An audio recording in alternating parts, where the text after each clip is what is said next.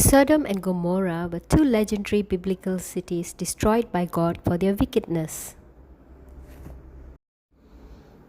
Despite centuries of erosion, vast amounts of ash were found at the excavation site at Tel El Hammam. Pottery sherds that had melted into glass due to exposure to high temperatures, scorched foundation stones, and melted zircon crystals that have melting temperatures of 2200 degrees Celsius were also found at this site. Abraham's nephew Lot lived in the ancient city of Sodom until the time of its destruction. Sodom and Gomorrah were among 5 cities of the lush Jordan Valley. The region was of extraordinary beauty and fertility. Its appearance was then so attractive as to bear comparison with the garden of the Lord and the land of Egypt. The command was given, "Flee for your life." While fleeing, Lot's wife looked back at Sodom and was turned into a pillar of salt. A pillar of salt named Lot's wife is located near the Dead Sea at Mount Sodom in Israel. Lot's wife's pillar of salt is still standing today at Mount Sodom. People who have gone on pilgrimage have testified of having seen and even taken little pieces of salt Lot's wife became. Scientists and Bible scholars also have attested to this fact, that she is the actual Lot's wife. According to the Gospel of Luke, on the day that Lot left Sodom, it rained fire and sulfur from heaven and destroyed all of them. Sulfur balls can still be found at the site at Sodom and Gomorrah. Sulfur balls encased in gypsum are kept at museum in Egypt. This was another place that Lot visited with his daughters during his flight to the caves. Lot and his 2 daughters left Zoar and settled in the mountains, for he was afraid to stay in Zoar. He and his 2 daughters lived in a cave. So the story begins in the Genesis account. God reveals to Abraham that Sodom and Gomorrah are to be destroyed for their grave sins. Abraham pleads for the life of any righteous people living there, especially the lives of his nephew Lot and his family. Abraham seems to negotiate with God on behalf of the righteous in the 2 cities. God first agrees to spare the cities if 50 righteous people can be found, and eventually agrees to spare them if 10 righteous people can be found. Now the men of Sodom were exceedingly wicked and sinners against the Lord.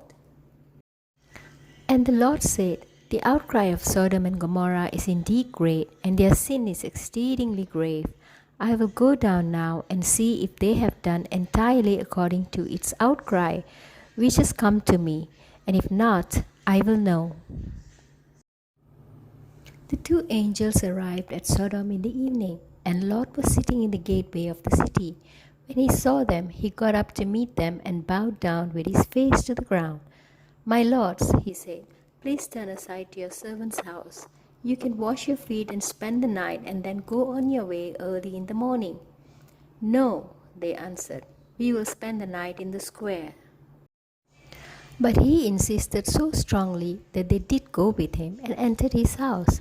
He prepared a meal for them, baking bread without yeast, and they ate. Before they had gone to bed, all the men from every part of the city of Sodom, both young and old, surrounded the house. They called to Lot, "Where are the men who came to you tonight? Bring them out to us so that we can have sex with them." Lot went outside to meet them and shut the door behind him and said, "No, my friends, don't do this wicked thing. Look, I have 2 daughters who have never slept with a man. Let me bring them out to you, and you can do what you like with them.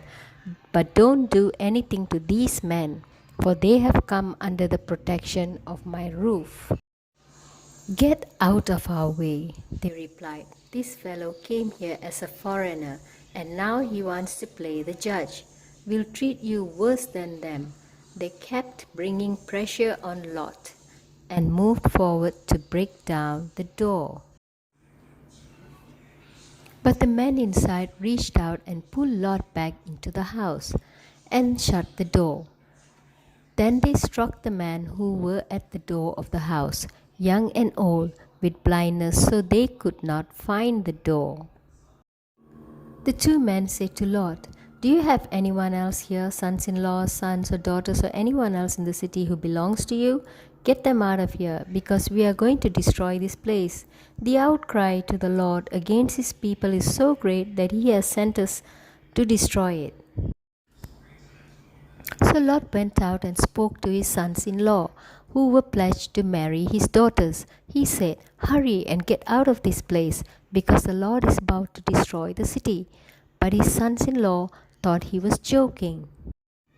With the coming of dawn, the angels urged Lot, saying, "Hurry, take your wife and your daughters who are here, or you will be swept away when the city is punished."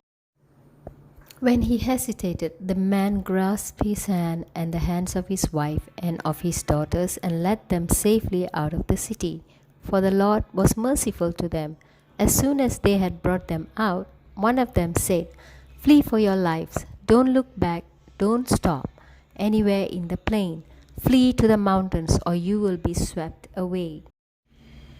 But Lot said to them, "No, my lords, please, your servant has found favor in your eyes, and you have shown great kindness to me in sparing my life. But I can't flee to the mountains. This disaster will overtake me, and I'll die. Look, here is a town near enough to run to, and it is small. Let me flee to it. It is very small, isn't it? Then my life will be spared." He said to him, "Very well, I will grant this request too. I will not overthrow the town you speak of, but flee there quickly, because I cannot do anything until you reach it." By the time Lot reached Zoar, the sun had risen over the land. Then the Lord rained down burning sulfur on Sodom and Gomorrah from the Lord out of the heavens. Thus he overthrew those cities and the entire plain, destroying all those living in the cities, also the vegetation in the land.